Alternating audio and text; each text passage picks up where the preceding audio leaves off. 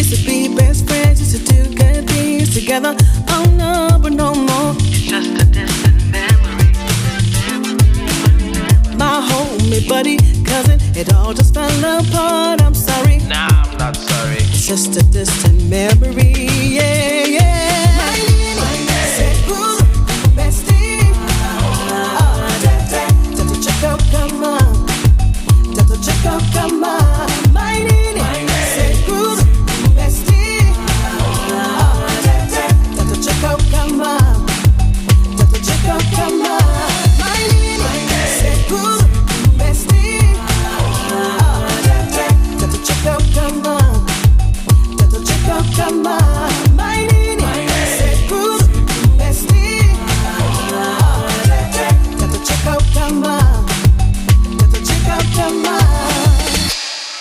Hello? Oh my God, finally. Oh my goodness. The whole time I could hear you and I was saying hello, hello, hello, hello. Nah, And then this is wild.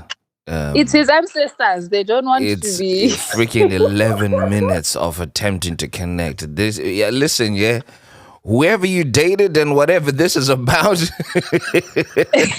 please tell him, okay, Tabo, welcome to the Feeling Station. Thank you so much for having me after quite a long time. You won't believe the number of times I've had to practice saying that whilst I was trying to get the system ready. So I'm very happy to get it out of my system. Finally, right? Yeah. For those who are listening to this podcast for the first time, it's a romantic family and friendship breakup podcast showcasing stories that people would like to talk about with a view to give you lessons from their experiences. Now, I hope you find today's story entertaining, but more importantly, meaningful. And the podcast is popular for two main reasons. The first and I guess most interesting thing is that I try and keep my guests anonymous by giving them a name that comes from the African continent. So today I'm giving you a name from the beautiful country of Sudan, and your name is Nafisa. Ooh. Which is Nafeesa, Nafisa. And what that means is precious. That is amazing. That is wild, actually, because it's the opposite of what my actual name means. Oh, is it really? It kind of is. Okay. All right. So your name is Precious, and what name are you giving the name of the person you're talking about today? We can use Giggles. Yaris.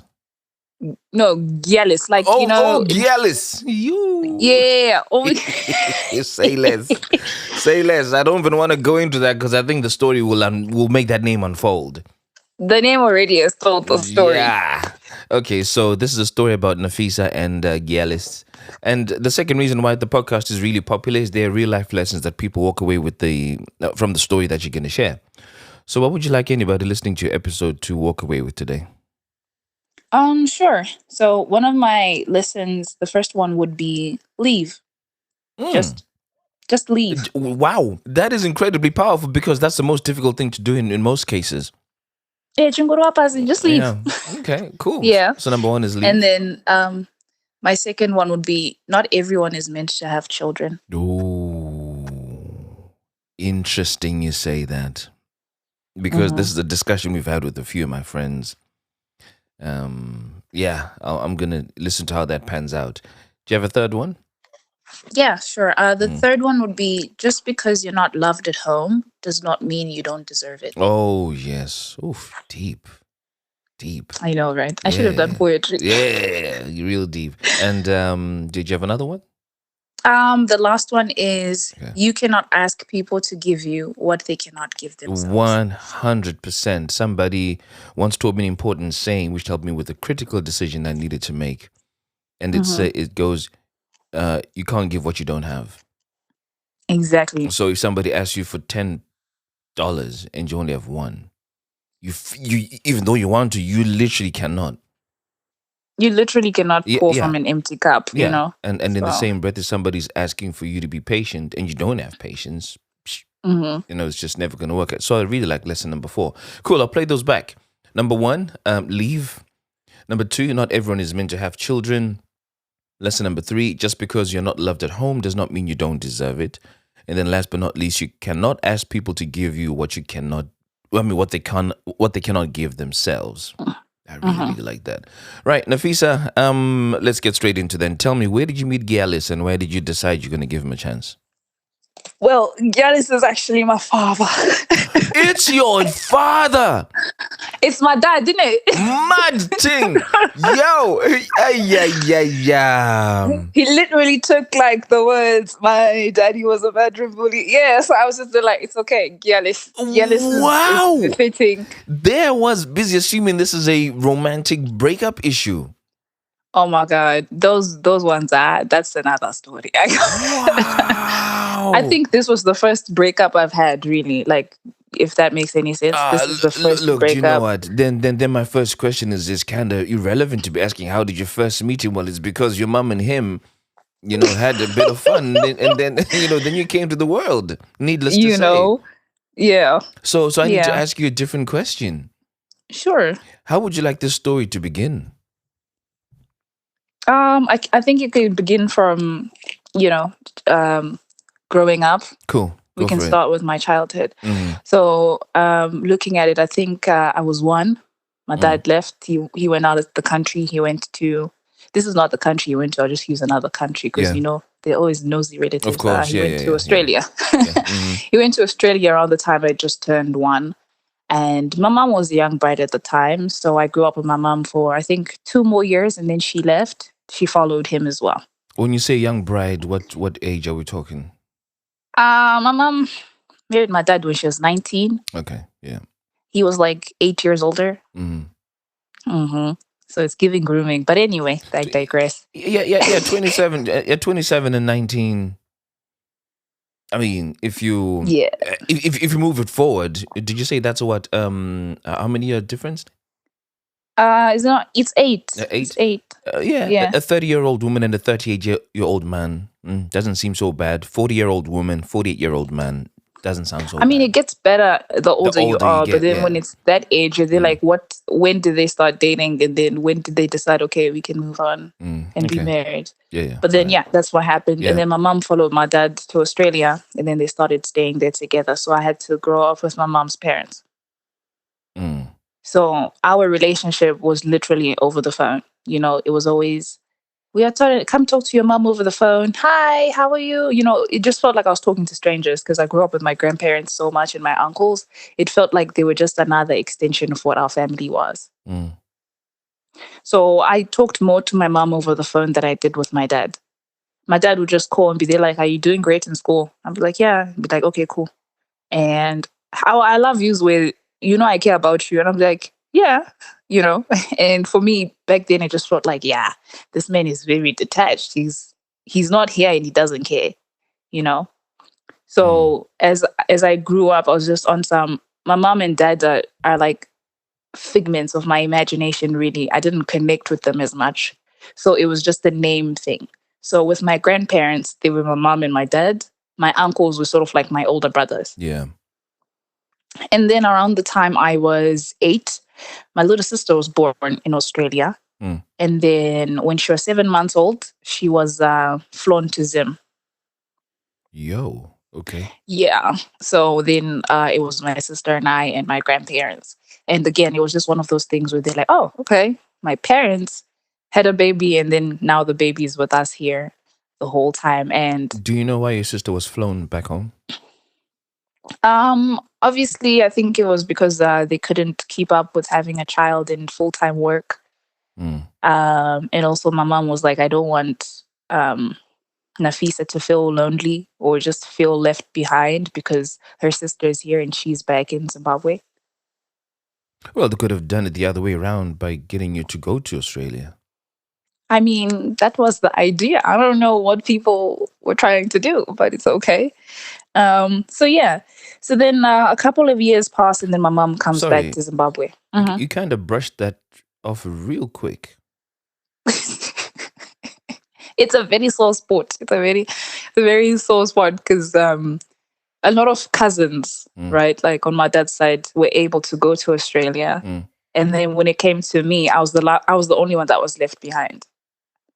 Did you ever ask why? I did. My dad just said, just be grateful that we were working hard and sending you money this side because you had everything.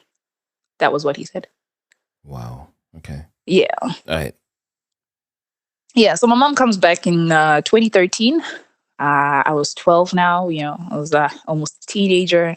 And she comes back and we start staying with my mom and she just uproots us from my grandparents. Like she comes back 2 weeks later, she said, like, I'm taking my kids. Mm. I want to live with my kids. I want to get to know my kids. And obviously there was some resistance because we're like, we don't know you. We were like, Gogo's our mom. Yeah. Yeah. Yeah. Yeah. Of course. Yeah.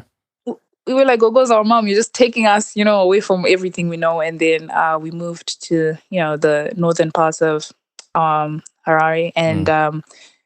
as soon as my mom moved to the country, my dad was sort of very distant for us. He always was a distant figure, but then when my mom came back, we never got to talk to him really. And the older I got, and as the years passed, it got more and more obvious because he had people he was staying with, like he was cohabiting with people. He was telling women in Australia that no, no, no, no, no, we're not. I'm not married. I left her. We're divorced. I just talked to her because of the kids. And the wildest part is some of his women would call the house, right? And I would pick up the phone because I'm like, oh, daddy's calling. Like, I want to hear what he's got to say. And then maybe it's like one of his girlfriends shouting at my mom. And then, Yo. right. And I'm like 13, 14. So, like, it's really wild. They're like, who's this person who's calling? They're just shouting, what's going on? Why are they calling my mom? Kinds of words. And, my mom would snatch the phone and then they would start fighting over the phone, right? And then obviously my mom would have the phone on loudspeaker. I don't know, because, and then my dad's they're like, no, I don't care. Like, those are your kids. You can do whatever you want with them. I'm out here living my life. What did you think when you left? What did you think I was going to do? Survive on bread and, I don't know, masturbation or something like that. Wow. Oh, it got worse. I remember there was a time where I called my dad and I was like, oh, there's a school trip, right? There's a school trip. We want to go to Europe for a tour. And then to me, it was just like, okay, how much is it? I told him how much it was. And he was there like, okay, do you think you deserve it? Like, do you think you deserve to go on this trip? Like, explain to me why you think you deserve to go for this trip. I was like, Wow. what do you mean? What do you mean I have to explain? I have to write an essay to explain why I deserve to go on a trip. And then you'll be there like, nah, I'm kidding. I'm kidding. Yeah. I'll definitely fix it up for you. I'll definitely fix it up for you. I need to talk to your mom about it. Mm. And then my mom has a problem when she puts the phone on loudspeaker and then you'd hear him shouting, Kuti, what makes her think she should go for a trip that's like $1,800 for, like, what makes her so special? Like, what is it that she thinks she deserves? Why is she asking for such things? You've been putting these things into our daughter's mind, type of thing. And so that's it with me a little bit, really. So I was there like, wow, I don't deserve good things, right? Because my dad's saying this, right? Mm. And we had a situation where we had an abuse that happened before mom was back. And we only had to go to the police about it, when mom came through, because mom was very attentive about it. And I remember she So, called him. Mhm. so, your general approach to the story so far is very high level, and you're not going into specifics of details. And I wouldn't want to force you to get into those unless you want to. But the abuse you've just mentioned, is that something you can talk about or nah? I can, yeah, sure. What happened? When I was younger, around grade school, I got sexually assaulted, right? Mm. And I didn't tell anyone about it. I just got home, and the best part was no one was home when I got back home. So I just acted like nothing was wrong. And, he had threatened me and been there like, if you tell your parents, they're going to hate you. Your dad already doesn't believe in you, because there was a situation where they told my dad that, my grades were going down and I was telling him I was depressed. Well, at the time, I was just there like, I don't know what's going on. And then he was like, no, you're not putting effort into school. You're playing. And so, yeah, I took that and then I moved on with it and I never told anyone about it. So So it's only I'm mhm, assuming your grades were taking a dip because of what had happened, and you hadn't yeah. had the chance to open up to someone about it. And I started Mm. acting out like I stopped going to school. I would like when I was supposed to get into the school bus and go to school, I'll Mm. just chill by there's a mall. Like, can I say places? Like, Yeah, I mean, it's up to you. It's your story. Um, yeah, yeah. So so yeah. I'll chill by Drainer City Mm. during the school time. I'll chill there. I knew time. I knew that around 3 school ended. It took us about 40 minutes to get into town, so I'd wait until 4, then get transport to go back home. And Mm. I wouldn't have gone to school then.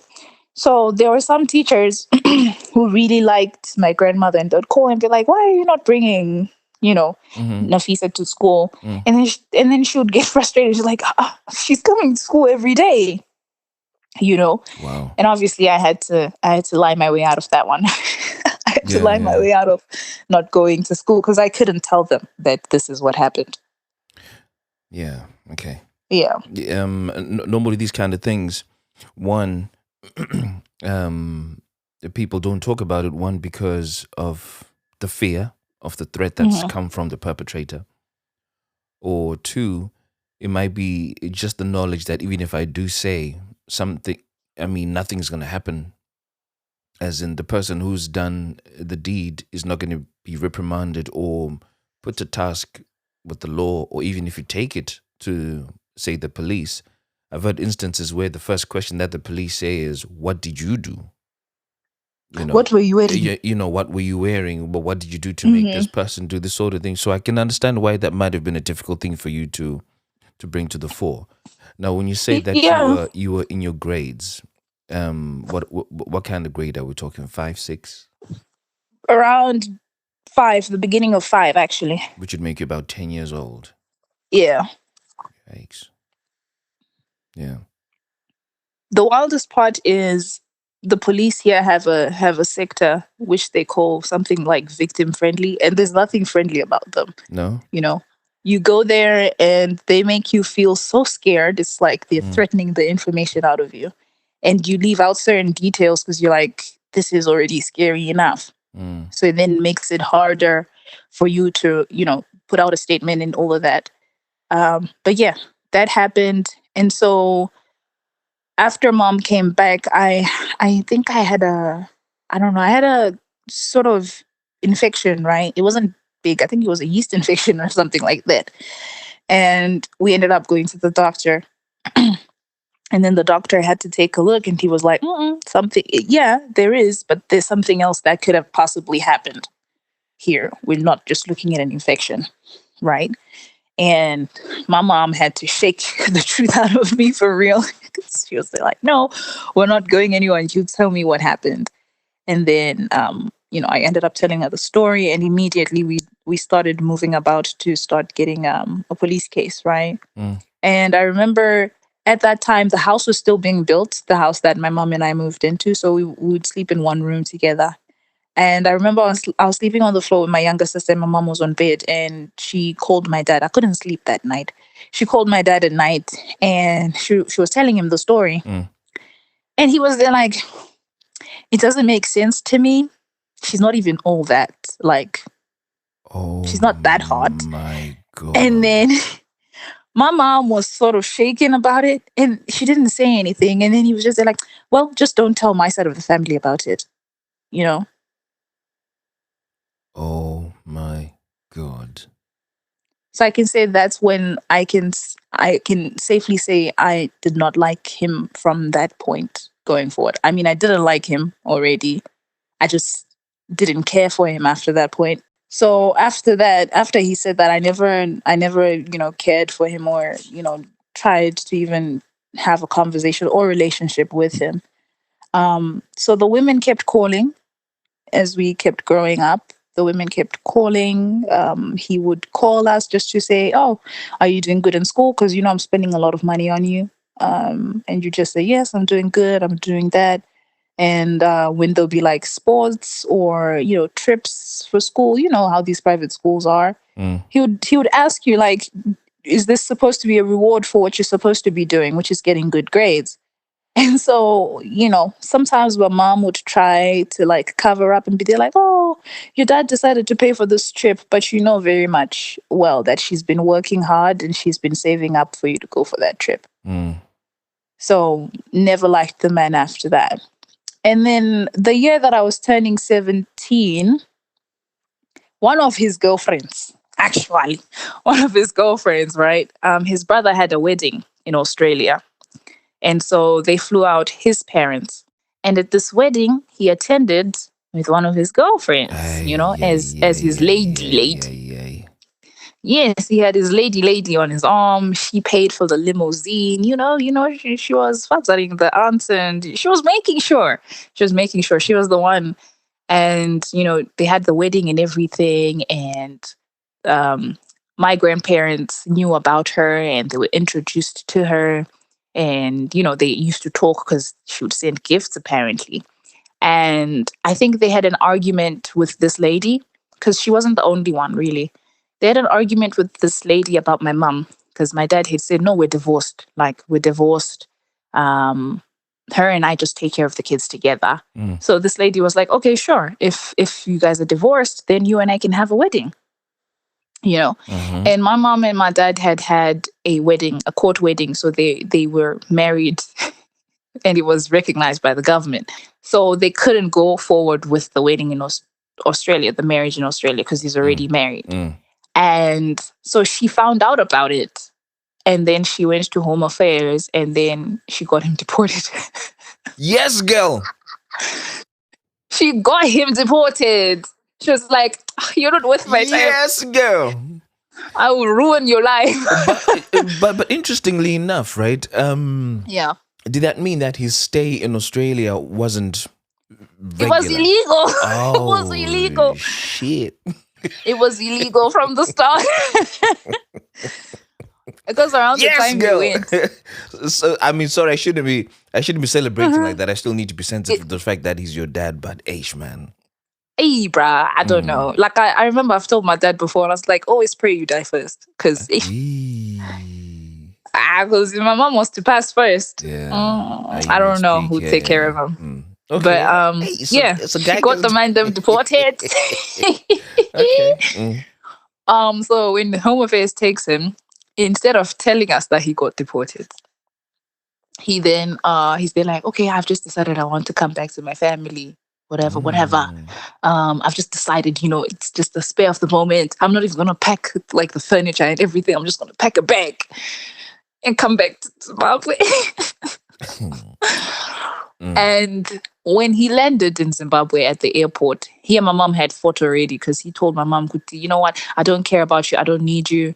I can go and stay with my parents, And my mom was like, cool. She was like, cool, we'll see where you're going to stay. And when he arrived, he saw me and my sister, and the first thing he said was, didn't y'all have anything better to wear?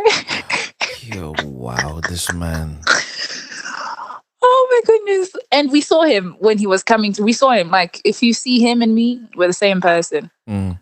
We saw him, and the first thing he said to us, no hey, no hug, no hi guys, no loving gosh, my children. It was, didn't y'all have anything better to wear? Like, you're embarrassing me. But yeah, his parents were there as well, and they're like, ha, he's just sarcastic like that. And my mom's there like, no, I want to know, where is he staying before we leave this airport? He told me he's not staying with me, so I'd like to know, where is he going? And his parents, my grandparents, were there like, don't be silly, I know you're angry, he hasn't been around for like 5 years, whatever, but just forgive, take him home, what, hey, what about the children? And so he came home with us, right? He came home with us. People came to the house that same day. We had food and whatever. Everyone left. Everyone went to bed. Tinto, she beat the hell out of him that night. She beat him up. She beat him. And I don't even feel bad at all. She beat the hell out of him so badly. I had to take my sister and like have her sleep in the lounge because I was like, it's getting loud. She's going to wake up. Tomorrow is school and she's going to hear this and then she's going to be sad. So she beat him up. And then he was like, I'm gonna leave. I never wanted this anyway. I told you I never wanted to have kids. And they're girls. What am I supposed to do? I was like, wow. And then there are girls? Yeah. He Meaning what? wanted sons. Oh. So if he was gonna have kids, he wanted sons. As a worst case scenario, I must have sons. Yeah. And then there I went and I had daughters. So not only did I want to have kids, I ended up having the sex that I wasn't that I didn't want. Yeah. So that happened. And you can hear all of this. I can hear all of This this. must be really painful for you by this point because you're already feeling rejected by dad by all the comments you used to pass anyway. And this distance from the way that you guys used to speak over the phone. Exactly. But it didn't hurt as much anymore because I sort of knew. Okay. I sort of knew. And, my mom was upset and they were screaming. And then we had to wake up and go to school the next day and act like nothing happened. So for 3 days, he went out. He went to his parents' house. He went to stay at his parents' house. And my mom was really upset. About it. And, I look like him. Remember, I look like him. So whenever she's frustrated, she'd look at me and get really upset because I'd remind him of him. So she started shouting at me for some mad reason. Like she just got mad. Like, why are you cutting tomatoes like that? Something like that, right? And then she just started shouting. She's like, you're like your dad, whatever, whatever. So that was the first time I've ever said anything back to my mom. And I was like, why don't you just leave him? Just leave him. You're making everyone miserable. Leave him. Like, you have nothing to lose. We've been doing great without him. Just leave him. Yeah. And she got upset. And then, obviously, there's always a beating that comes after that. So, yeah, but we moved on from that. And then my dad started staying with us full time after that. And he was just mean. He was just so mean to all of us. I remember there was a time where I got my period and he was on some, hey, we don't have money here, so you're gonna have to figure out what to do. And I was like, I don't know what you mean. I'm on my period. I need $1 to buy pens. And he was holding like a plastic with quotes, like alcohol, black labels. I think there were 3 or 4, and I think they cost like $2 each, really. And I was there like, I just need $1 to buy pens. And he was there like, back in my day, people used to wear socks. Like when shit got bad, people used to wear socks. And he went into his bedroom and he brought this plastic bag full of like clean old socks. My mom does that. She just cleans things. And then he brought this sack of clean old mismatched socks. And they're like, use these. And then he went to drink. And I was just like, wow. Well, that's a standard to look forward to. That's unbelievable. It was wild. And it got worse with every year that we stayed together. And I think a year after he came back, my mom falls pregnant. Can you imagine? She falls pregnant, Tinto, a year after this man is back. I am absolutely speechless by that. You'd think after all that suffering, someone would decide, okay, no. I am absolutely speechless. But equally, So pregnant. not entirely surprised. I know. Because and I'm just pointing back to. I'm just thinking about lesson number 1, where you say leave. Mm-hmm. Because a lot of people have had a lot of bad things happening to them. I think there's an episode I recorded, but it hasn't come out yet. But basically, what happened is somebody was so shocked by this version of their boyfriend that they did not know, that they hung around. And the reason why they stuck around was because they wanted to kind of prove to themselves that, no, what I'm seeing is really what it is. And how much proof do you need? Sometimes the shock factor is that deep. Like imagine somebody who consistently says to you that I'm not in touch with nobody and their phone is generally quite squeaky clean, and then you believe it. And then one day you find out that no, these people are actually in constant touch with 5 different women that they see every day on the week, one Monday, Tuesday, Wednesday, Thursday, Friday, and say all of them are pregnant. Oh, wow. In that moment, the shock factor won't lead you to leave. It's going to be like, wait a minute. And in the wait a minute of it, you're now going to try and see at what points did they do stuff that you missed, what windows, what events, what times. And then when the story adds up and you finally paint what this picture is, you're now at the point where you need to decide, okay, shit, what am I going to do with this information? And maybe they start showing signs of changing in quotes. And bam, this is when things like the pregnancy you're describing come along. So I am shocked. But at the same time, I'm also not shocked. I'm like, oh, okay. And then baby number 3 came out as a girl.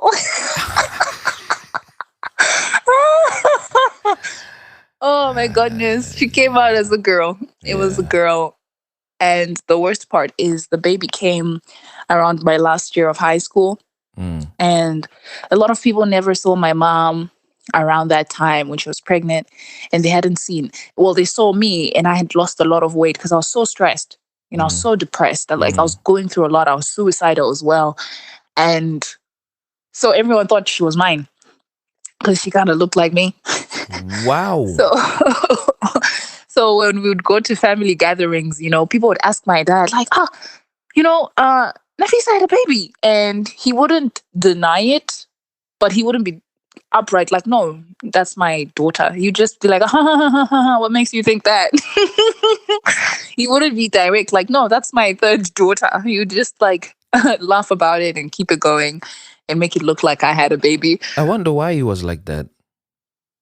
I really think I don't know. I think he didn't want to have a family. I think he liked the idea of having a wife, but actually building something, I don't think he wanted that. And it's okay to not want it. Just don't do it. Yeah. So, yeah, he had my sister and she grew up. And as time progressed, I couldn't go to college because I had to work. Because when he came back from Australia, work was hard for him and he couldn't get to take care of all 3 of us. So I had to work. And while I was working, time is moving, and I'd always be like, I'll get a chance next time. I'll get a chance next time. And it got to a point where we were so broke, he was always angry at all of us. He'd be angry at all of us. Like, why do you need 2 packets of pads? Like, why do you need this? Why do you need that? He's asking basic things, why you need them.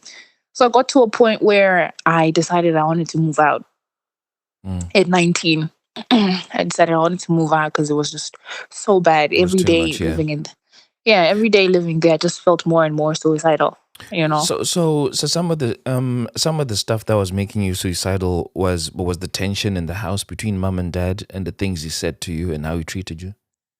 Yes, and also just I felt like I had been replaced. When dad wasn't around, I sort of was like the man in the house. Mom would consult with me and we would make plans together, and she would ask for my opinion when we were good. So when dad came through, the things we used to do with mom, like the systems we had in place, they changed because she'd be there like, your dad said that doesn't work. Your dad said. So for me, I was like, what do you mean? I put a lot of effort into making this work, and now you decide your pot belly husband is going to be in charge of this house. So yeah, it was that, but also it was just the stress of like also trying to take care of my younger sisters as well and making sure that they don't go through what I went through with my dad. And also just the thought that if my relationship with my dad is like this, what about some strange boy who knows nothing about me, who's not related to me? How is he going to relate to me if my dad's like this? And there's a certain level of femininity or the lack of, especially when you have a dad like that. So when you interact with guys romantically, you come off as very challenging or very closed off. And so that was just messing with me a little bit. It was. So this was starting to extend even to your romantic relationships. Yeah, it was. It was. I remember one guy said, "I'm not your dad, so don't hate me," when we were dating. Oh my. Because I was really terrible to him, really. Because when I think about it, I was really terrible to him because I was just like, my dad's mean to me already. So if I'm nice to you, you're just gonna do exactly what he's doing. And when he broke up with me, I was like, I'm not your dad, man. So there was that. But yeah. So I decided to move out at 19 and started staying by myself. At the time, the partner that I had, the one that broke up with me. He was taking care of me, in terms of like helping me out with rent and making things work. And that was for a couple of years. And then mom got really sick. Mm. And I had to go back home because I was like, with the husband she has, no one's going to take care of her. So I went back home and we're staying together. We're staying together. I find a job. This is last year. I find a really good job, but the hours are American hours. So I work at night. Mm. And my dad's not even working at all. Like he's having a hard time finding a job.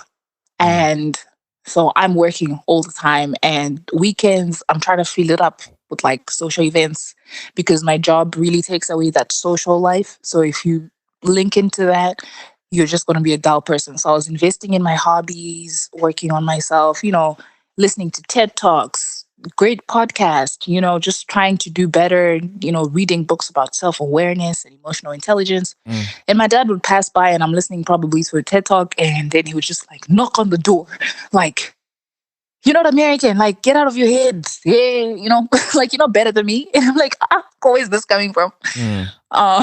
Just randomly, really, just randomly. Mm. And then he'd keep going. And during the night time, he would come back home late on a weekend. He'd probably come back at 1 a.m.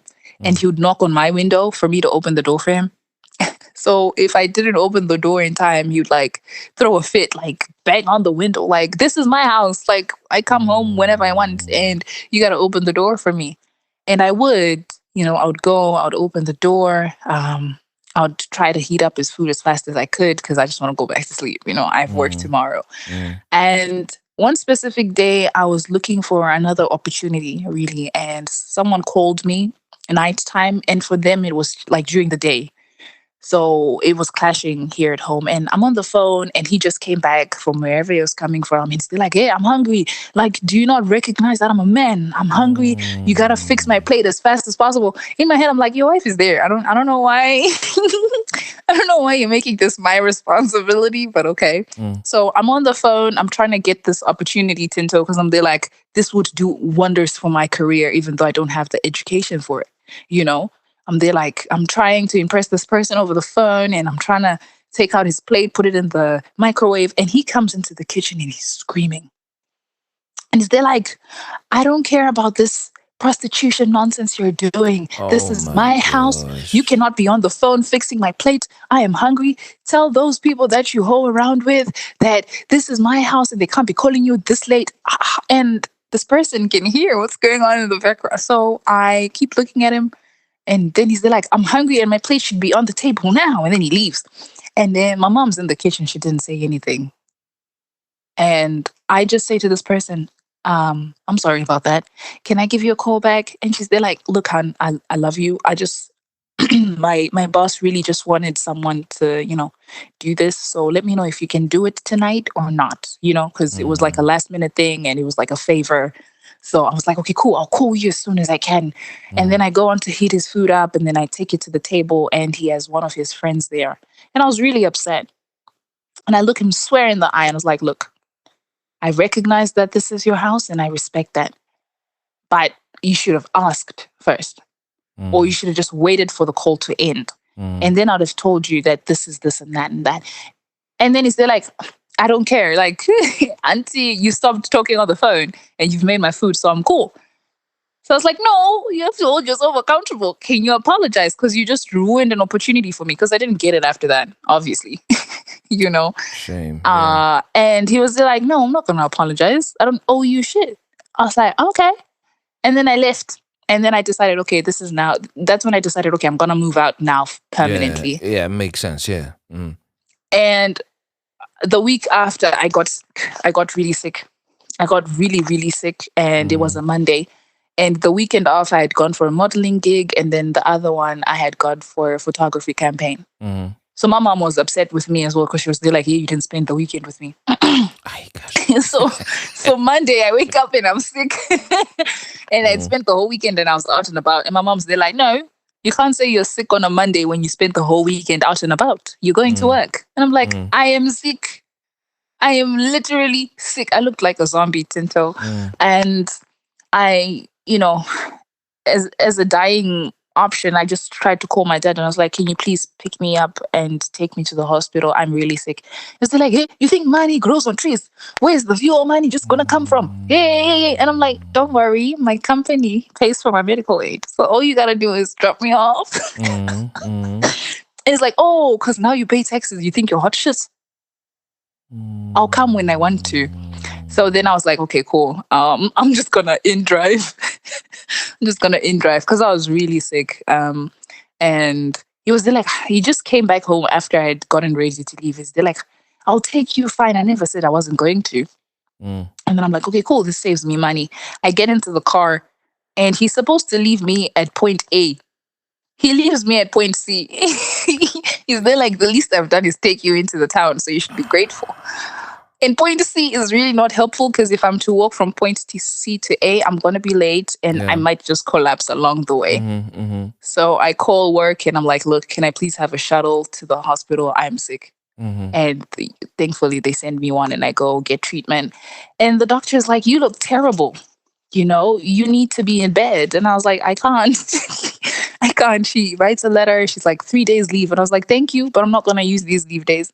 I'm going to come to work every day because I'm not going to spend 3 days at home with these people trying to explain that I'm sick, you know? So I spent a whole week high on drugs, looking crazy, going to work because I was trying to avoid, you know, just spending the time with my mom and my dad. And they felt the shift, really. I'll just come home, eat, sleep, wake up, go to work. So my dad woke up and he was there like, you've just changed, you know, you've just shifted. Your aura is just terrible. You're bringing like bad energy into the house. You think you're hot shit, whatever, because your medical aid paid for your sickness, whatever. Why is this man so bitter about everything? I don't know, because he ain't got no job. Yeah, it went on for weeks and I just decided, you know what, let me have a conversation with them because I've decided I want to move out in the next month. So it's good so that I have to tell them beforehand, not that I just up and leave. So in August, I know it's like nighttime. I'm there like they're sitting, they're watching TV. I'm there and I'm like, I wanted to talk to you guys about something. You know, I like work, but also I'm just trying to grow as a person. I'm just trying to, you know, learn independence and responsibility. And I think it's good for me to just move out for a bit. And his first response is like, okay, I hear you. Now, let me give you reasons why it's not going to work out. One, you're going to turn into a single mom. Two, that little part-time job of yours is not going to pay the bills and you're going to come back crawling back asking us for help. But just know this, if you leave today, you can never come back to stay in this house. We can help you where you are. You can't come back into this house. And I was like, cool. Well, I didn't say cool. You know, I just find it funny that you'd be the one to have such a big voice to say you ain't coming back to this house as if he's there by choice. Yeah. You know, that's what I find quite fascinating about this. You know, say, you know, you're only here because somebody was like, nah, I'm done with your nonsense and got you kicked out. So, you know, I was like, oh, okay, you know, I'm not a short-tempered person, so I was very mellow. I was very low. I was like, it's okay, I understand what you're saying. He just started shouting. He's like, hey, you generation, you think you know everything. You once said you don't want to have children, and then now I don't know, you might be a lesbian. Context. Context. There was a time where he was there like, hey, when are you gonna get married and have children? And I was like, who said the purpose of marriage is to have children only? Like, I don't think that's the goal right now, you know? And then he was like, then why would you get married if you don't have children? Because you're a lesbian or type. And I was like, that's not even a conversation we're going to have, but it's okay. Yeah. And then he was there like, hey, you always say you want to do things, but you never follow through. You said you wanted to go to school. You said you wanted to go to school and you're not doing it. And I was like, I am. I am going to school. Your wife knows.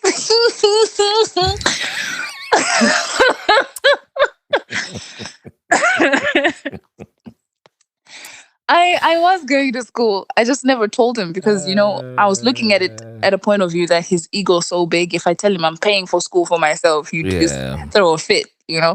But there was a time when he was drunk and I was still like, I'm going to school. And he's still like, that's wonderful. Mm. And then he was still like, you never told anybody. You never told me you were going to school.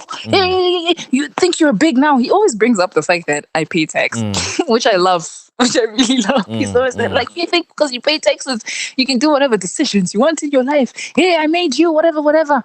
And he was standing, and this whole time I'm just sitting there.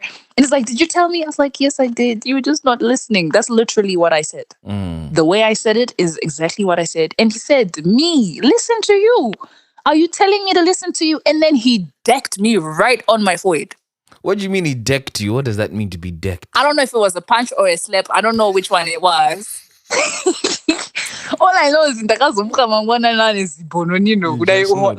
it was connected. a golf ball side. We're laughing, but it's not really that funny.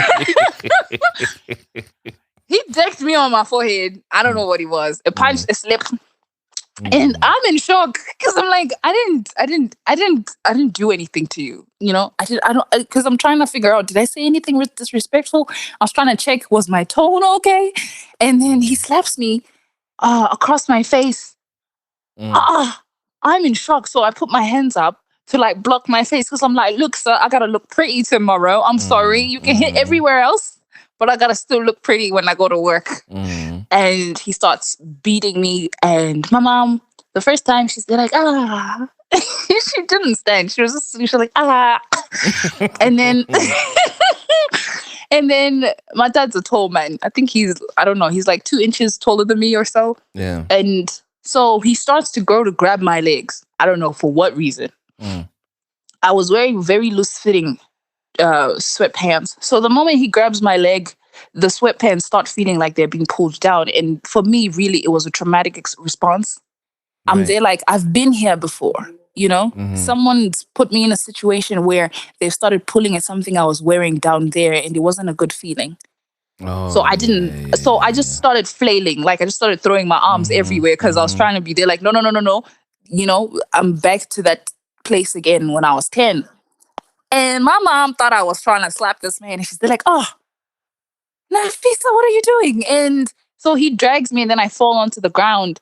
And now literally he's towering over me and he's slapping the hell out of me. And I am flailing like a crazy person because I'm there like, I don't know what's going on, but this doesn't feel good. Like my pants are like halfway down my bum. And, I feel really unsafe in the situation. I wasn't trying to slap him or anything. It was just sort of like, I'm just trying to make sure you get away from me. Yeah. And then, he slapped the shit out of me. Or like he slapped. And the whole time in my head, I was imagining all that training I had in like self-defense class. And I'm like, I don't know, it's my dad. Hey, in our culture, if you beat him, life goes south. But I really wanted to. I really wanted to. And I stopped moving. I don't know. I just stopped moving. And then he slapped me like 3, 4, 5 times again. And then he punched me in my chest. And he was like, I made you what you are today. Where you are today in life, I made you. And I don't know where I got the audacity to say, no, I did this by myself. I said, I know I did this by myself. And then he was like, you've decided you want to be a tenant. Go be a tenant, go be a tenant. And don't come back here when you become a single mom and you're all used up and no one wants you. Go be a tenant. And then he left. And my mom just sat there. And then I stood up and she's like, all I want to know is like, why, just give me the reasons why you want to leave. And I'm like, did you even hear anything I said before this whole ordeal? I explained why I want to leave. And this, that whole situation just made leaving even better. So the month ended, and on the day that I told him I was leaving, I left. And he wasn't home. And my mom was there like, are you going to tell your dad? I was like, yeah. So, because I love my mom, I texted him, Diana, I've gone. He's like, what do you mean you've gone? It's like, I left. And I think it's been 7 months now or so. And, he's tried to emotionally blackmail me by calling and being there like, oh, what you're doing is not nice. It's a small world. You should communicate with us. And I'm like, it's okay. And once he texted, he's there like, emotionally trying to manipulate me.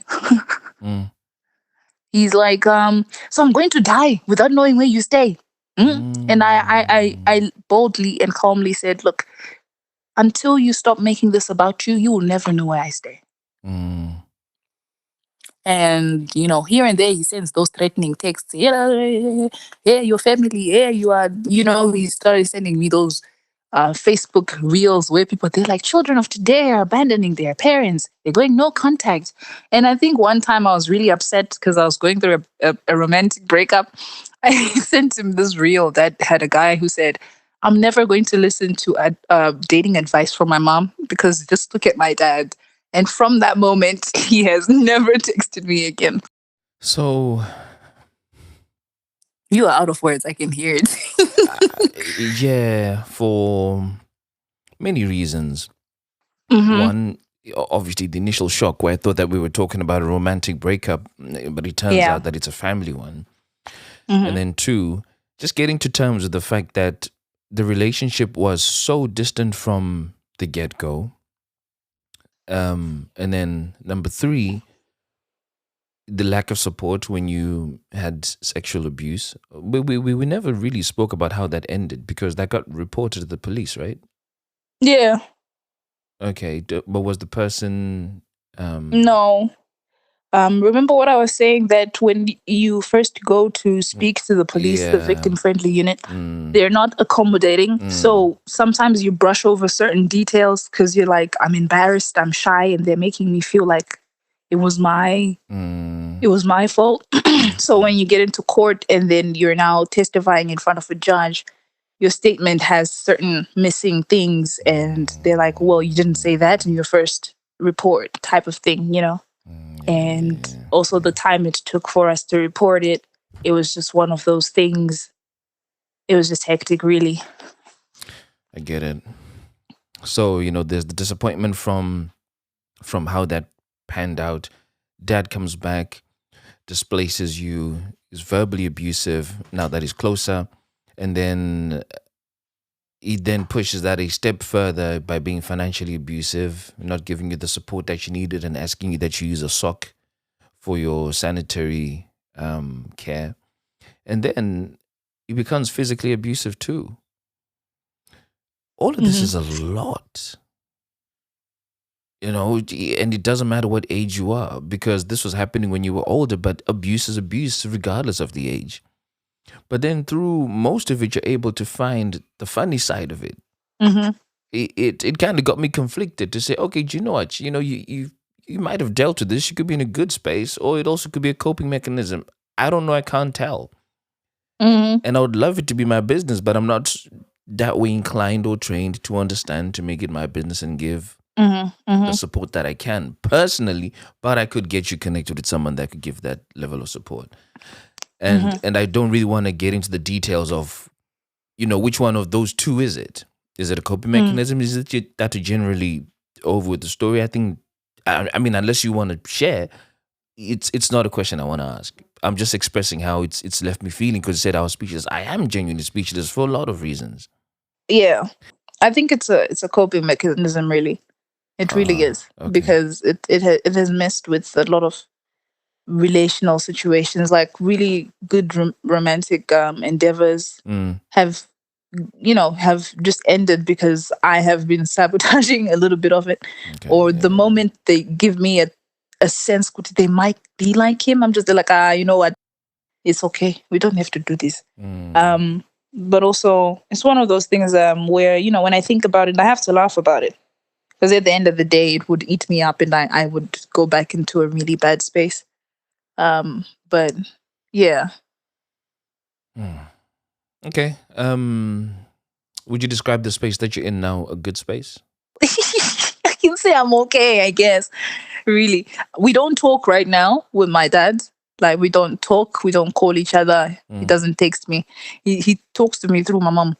Um but I can say I'm in a good space. mm, I'm in a good space. mm. He sometimes sends those subliminal passive aggressive texts or, reels. I don't respond to them.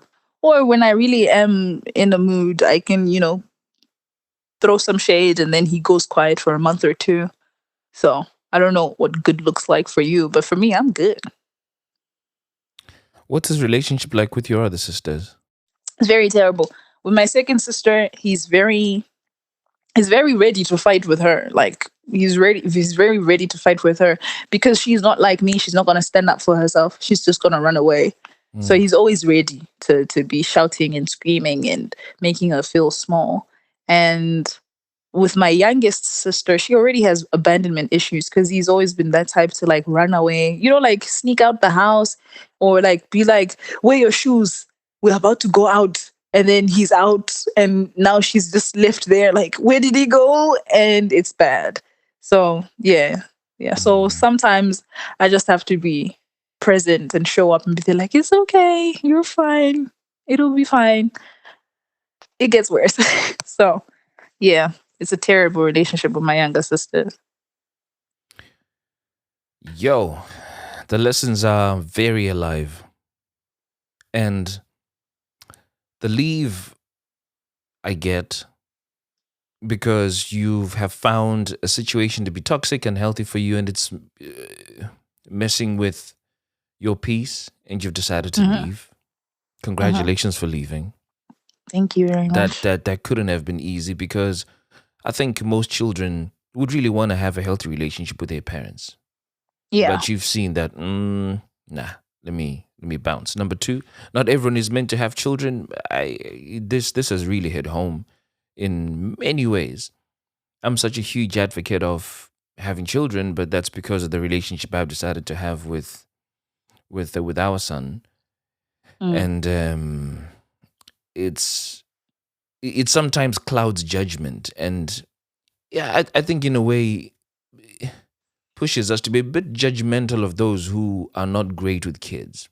But Yeah. there's various circumstances that make people that way, and I've stopped looking at that view or encouraging people to have children because now I Mm-hmm. understand. Oh, there's a flip side to this story that I need to be sensitive and Mm-hmm. aware of, and I've Mm-hmm. I've become more aware of it every day. Mm-hmm. So I totally resonate with that comment. See, not everybody's meant to have children. Number three, just because you've not loved at home does not mean you don't deserve it. You couldn't have said that more.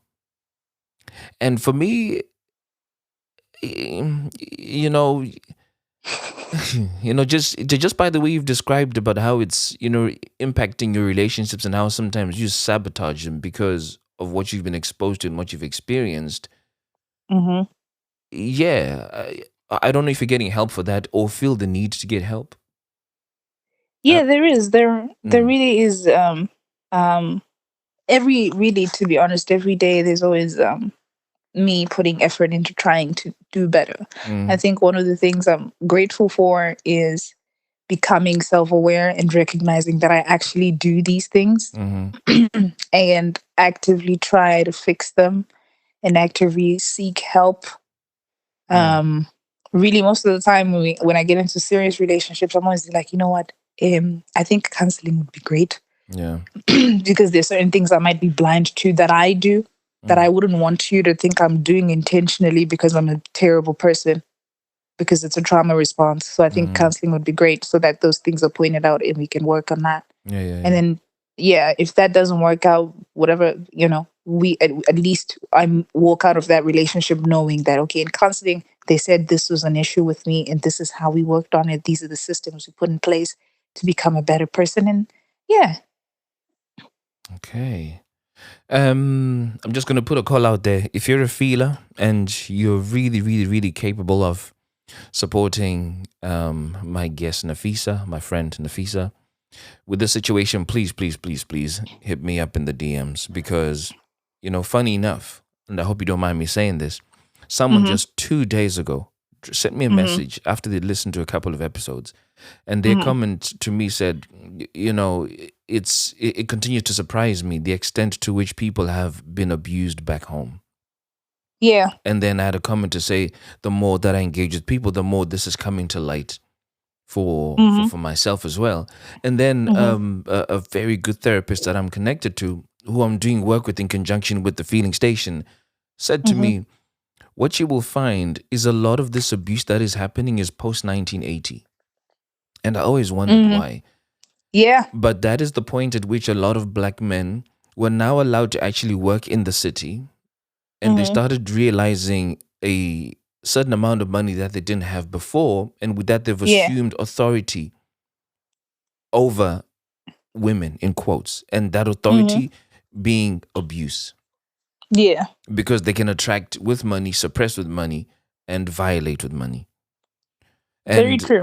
And you know, it's really painful. So I will always put a call out. I would love to get you connected with the one that I have here, but I know that there's an expense to it, which could be, you know, a little hefty. So what I actually want is something that is closer to home. So if you're listening to this episode and you're either a counselor or you're connected to somebody that deals with support that Nafisa could receive, please, I'm almost begging you to reach out, at least so that we can give the right level of support that we need to give. And I just want to say thank you once again for sharing this incredible story with me. It's got me thinking. It's that constant reminder that, you know, we really need to look out for each other. Yeah. If you have children, please do the best you can to raise them to be adults who, you know, are strong, content, happy, and don't bleed on others because of what's come from their background, which they didn't ask for. Because as kids, we really didn't ask to come into this world in the first place. We didn't, hey? You know, so then having to navigate it the way that it is in the circumstances that we're surrounded by is just an extra challenge that we have to try and get to terms with, because we're not equipped with the right stuff to deal with it properly anyway.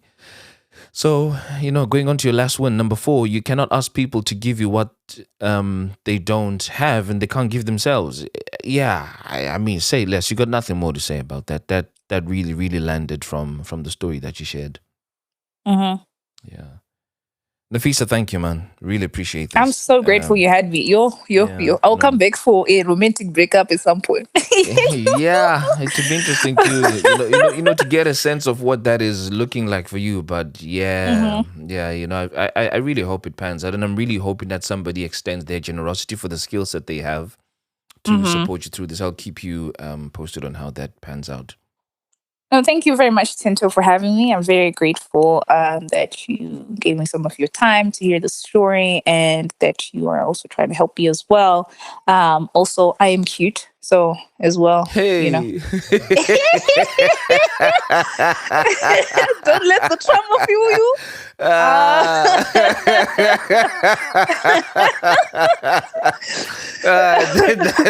That's a really good one.